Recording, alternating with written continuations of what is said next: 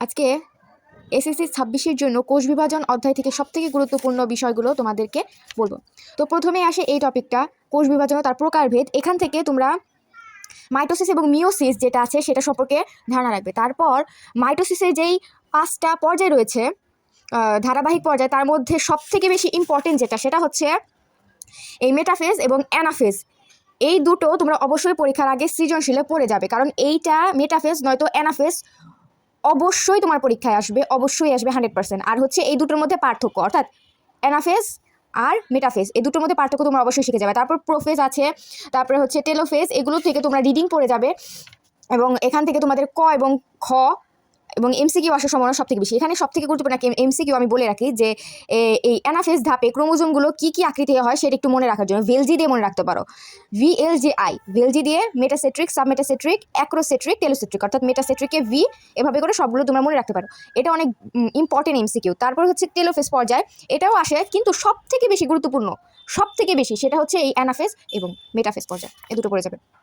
তারপর এগুলো থেকে এমসিকিউ আসতে পারে, ক খ আসতে পারে, এগুলো পড়ে রাখবে। তারপর সিকিউয়ের জন্য দেখো লিখিয়ে রেখেছি, সিকিউয়ের জন্য সবথেকে গুরুত্বপূর্ণ হচ্ছে মাইটোসিসের গুরুত্ব। মাইটোসিসের গুরুত্ব তোমরা পড়বে, পয়েন্ট আকারে লিখবে, ব্যাখ্যা আকারে লিখবে না, কারণ পয়েন্ট আকারে সুন্দর করে গুছিয়ে লিখলে টিচারদের কাছে সেটা সুন্দর হয় এবং পড়তেও সুবিধা হয়। তুমি যত সুন্দর করে তোমার খাতাটা উপস্থাপন করতে পারবে, তোমার মার্কস তত ভালো আসবে, ঠিক আছে? এখানে এবং এখানে একটা গুরুত্বপূর্ণ খ রয়েছে, এই যে এখান থেকে এই প্রাণঘাতী টিউমারকে ক্যান্সার বলে, এখান থেকে একটা খ আসতে পারে। তারপরে আসি হচ্ছে মিওসিস কোষ বিভাজন। মিওসিস কোষ বিভাজনটার সঙ্গে আসে কতে অধিকাংশ সময়, তারপর মিওসিস কোষ বিভাজনের ব্যাখ্যা চাই খতে, সুতরাং এটা অনেক বেশি ইম্পর্টেন্ট। আর এই যে ছবিটা, এই ছবিটা একদম ইজি, একদম ইজি, এই ছবিটা তোমরা শিখে যাবে। এবং যদি গতে মিওসিসের ব্যাখ্যা চায় সেক্ষেত্রে তোমরা ব্যাখ্যা দিবে, বর্ণনা দিবে, তারপরে হচ্ছে এই ছবিটা অবশ্যই তোমরা আঁকবে।